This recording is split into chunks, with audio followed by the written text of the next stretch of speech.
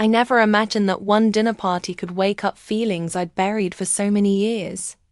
My name is Margaret, and I'm 52 years old. I've been married to my husband Richard for 27 years now.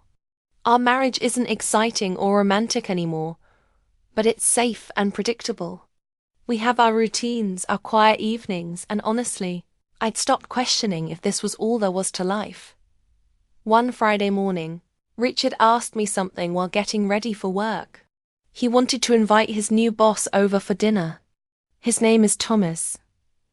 Richard told me. He's in his mid-50s, single, and just moved to our town. Richard thought it would be nice to welcome him with a home-cooked meal. I said yes, without thinking much about it. Why wouldn't I? I asked what kind of food Thomas liked. Richard said he wasn't picky and seemed like a quiet, polite man. Something about that evening made me pull out our fancy napkins, the ones I only use on special occasions. Maybe I was bored. Maybe some hidden part of me wanted to feel important again. I cooked a beautiful meal that night. Fish with herbs and butter, roasted vegetables, and a fresh salad. The kind of dinner that shows you know your way around the kitchen. When Thomas knocked on our door that evening, I was still cooking. Richard let him in, and I heard them talking in low voices. I walked out of the kitchen, drying my hands on a towel. I expected to see an older man, maybe tired-looking and ordinary.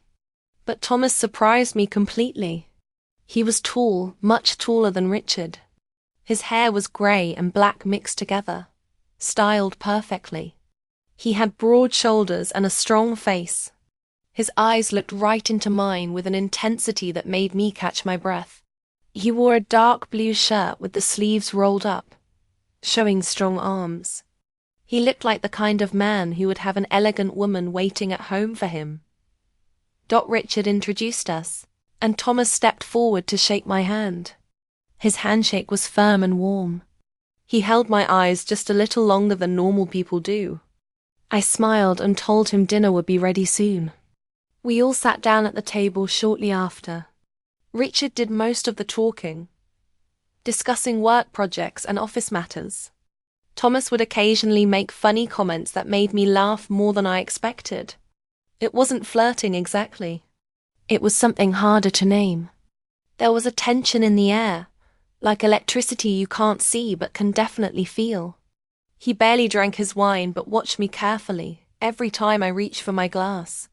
He asked questions about our house, our neighborhood, and how long we'd lived here.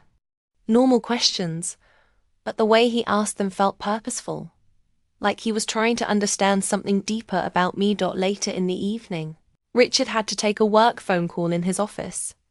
I started clearing the dinner plates, and Thomas offered to help. I told him no, but he stood up anyway and followed me into the kitchen.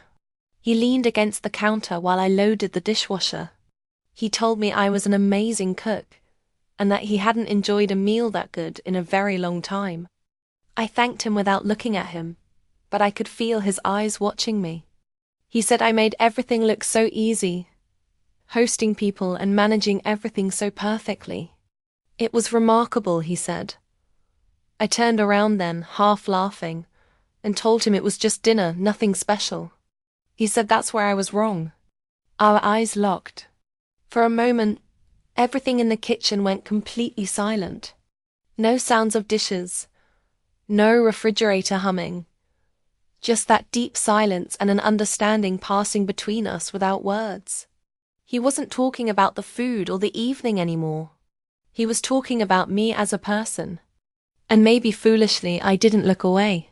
He said softly that Richard was a lucky man, that there was something in his voice, a mixture of admiration and sadness, like he was holding something back.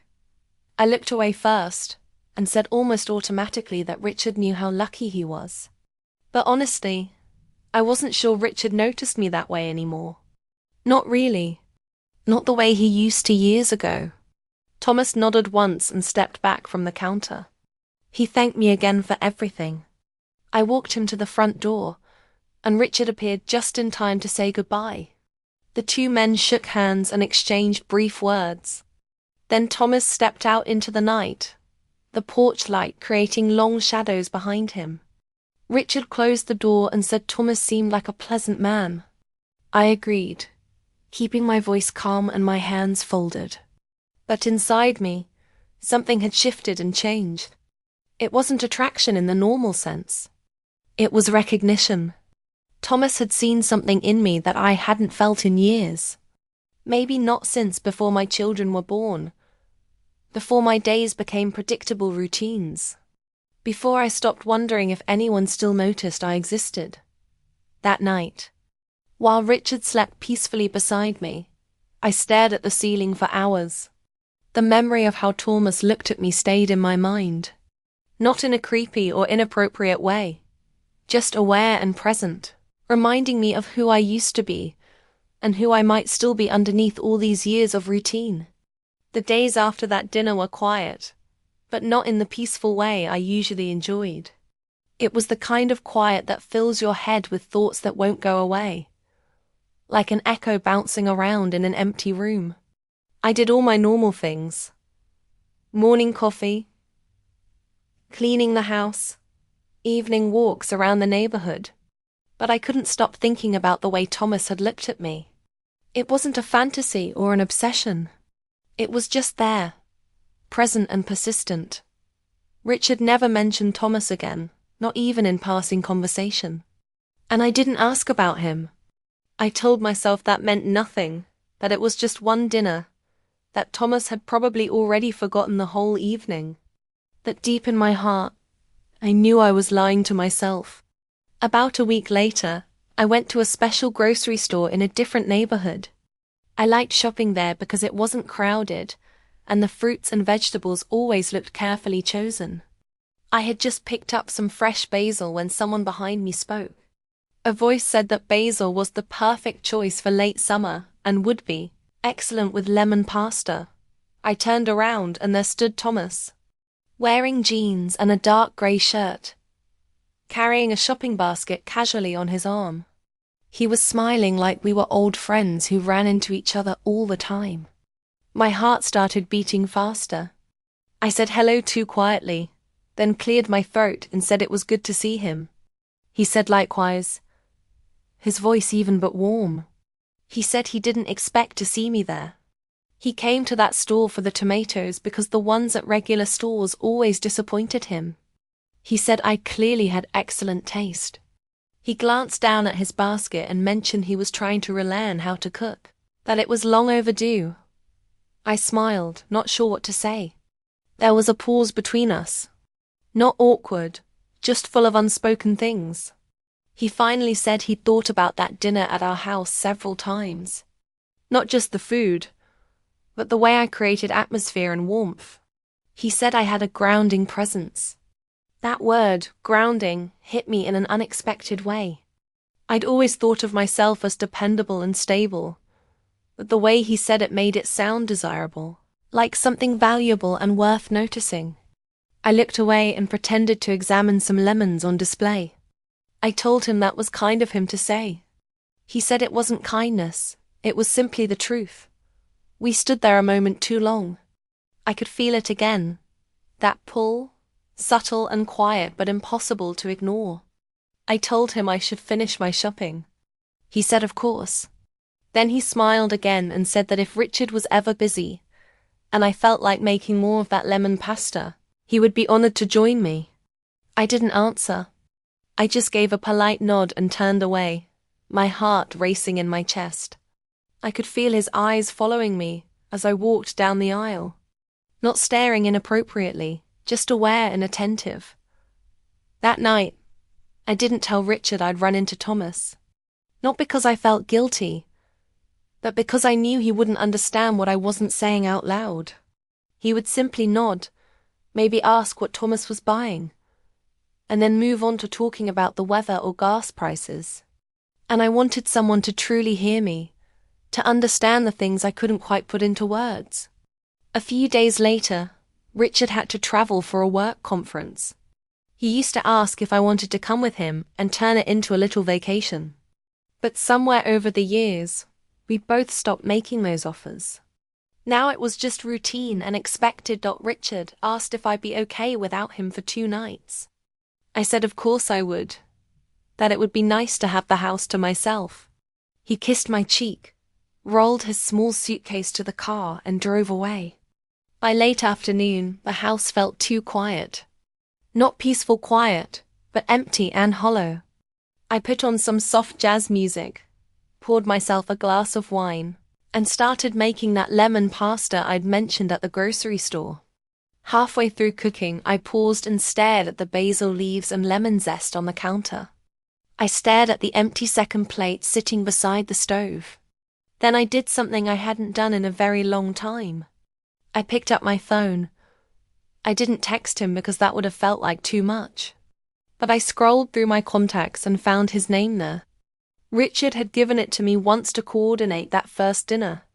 I stared at Thomas's name. My finger hovered over it. Then I pressed call. He answered on the second ring, saying my name calmly, but with curiosity in his voice. I told him I'd made the pasta and there was too much for just one person. There was a pause on the line. He asked quietly if it would be appropriate for him to stop by.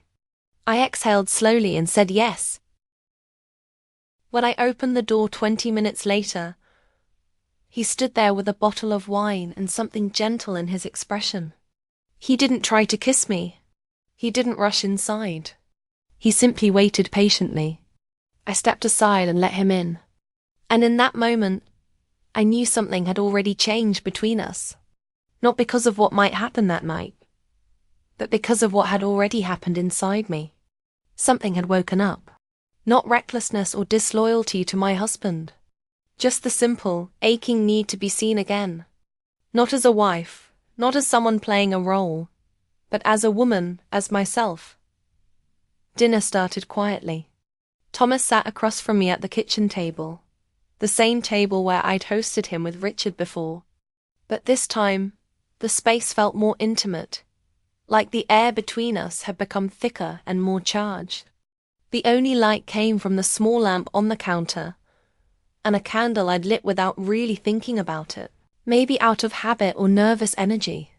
The jazz music continued playing softly in the background, filling the silences without demanding attention. He twirled pasta on his fork and told me it was incredible. I smiled and tried to stay calm. I said it was just lemon, garlic, basil, and cream, nothing fancy. He looked up at me and said not to diminish what I'd created. We ate in the kind of silence that feels complete rather than awkward or uncomfortable.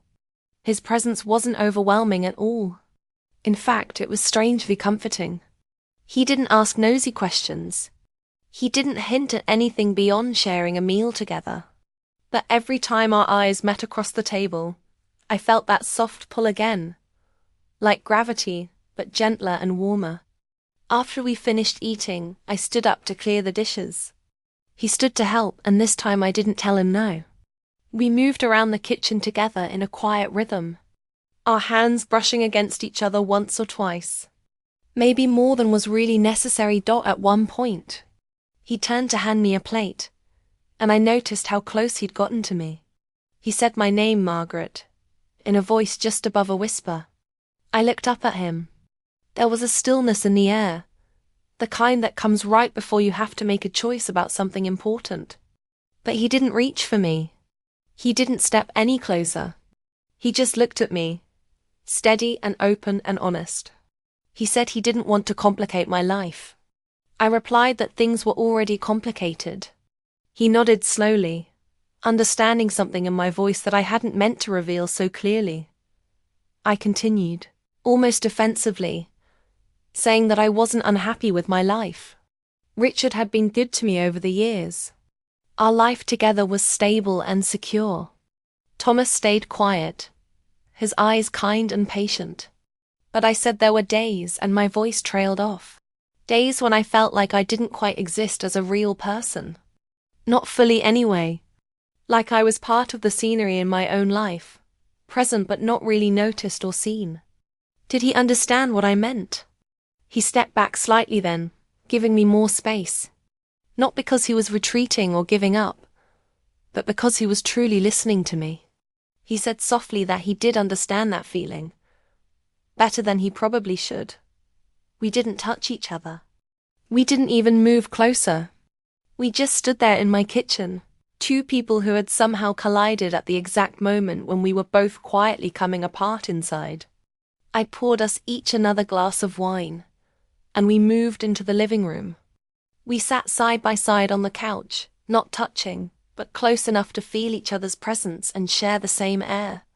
He noticed a photograph on the side table of Richard and me, a much younger version of us standing on a beach, smiling brightly with our arms wrapped around each other. He said we both looked happy in the picture. I replied that we were happy back then, and we still were in a way. It was just different now, changed by time and familiarity. He didn't push for more explanation. He just took a slow sip of his wine and waited. I looked at him and asked why he'd really come to my house that night. He said simply that he wanted to see me again.